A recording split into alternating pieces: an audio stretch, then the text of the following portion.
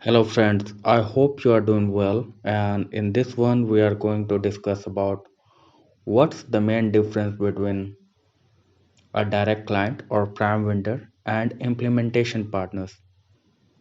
If you are working in US staffing industry or any kind of staffing industry, then you might be asking yourself what's the real difference? How the company like TCS, HCL,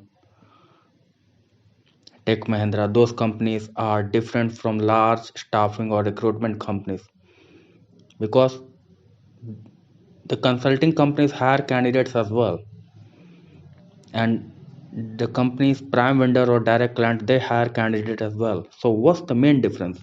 So here it is. Direct clients or prime vendors, they are staffing companies. They will provide you the manpower required for your project, and they work with the end client directly. So on top of the hierarchy is end client. They are the proprietor of the project.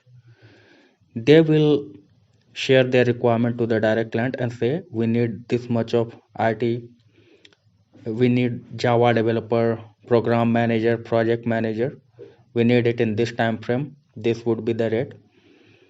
And direct clients will find people and share it with their hiring manager, and if they are selected they can work on full time directly with the end client, or they can work through the direct client on their parole or through contract with them. But in the case of implementation partner, they not only work on a particular requirement from end client. In the case of implementation partner, end client outsource entire projects to them. And what implementation partners will do, or consulting companies, they will hire from developer, business analyst to entire team, project development, testing, database team, to ensure that a project is developed really well and project is delivered successfully on time. So that's the main difference. Then you may be asking why? What is the need of those companies? These things can be taken care of by the end clients themselves. It is, but the real difference is the end client, they have multiple products going on, right? And some products which are really essential to the survival of the company, they are the core identities of the company. And some products are essential but they are not the core identity of the company. And most important thing, those products need to be delivered in a particular period of time where the time constraint is limited. That means you have to do a large amount of hiring, you have to onboard a large amount of people, you have to take care of their parole, their onboarding, then their release termination when the final project is over, and that require a lot of resource, time, and planning. So the end client, they don't want to invest their time, resource, and planning into their projects, which is important but not as important as their core projects, right? So what do I mean by that? Suppose Apple is developing a new iPhone, right? So what Apple will do, Apple will design the user interface itself, operating system they will design by themselves, but other application which support the operating system and which is in their user interface, they will share the project of developing those application to the other companies, because you know how much user interface and OS means to Apple.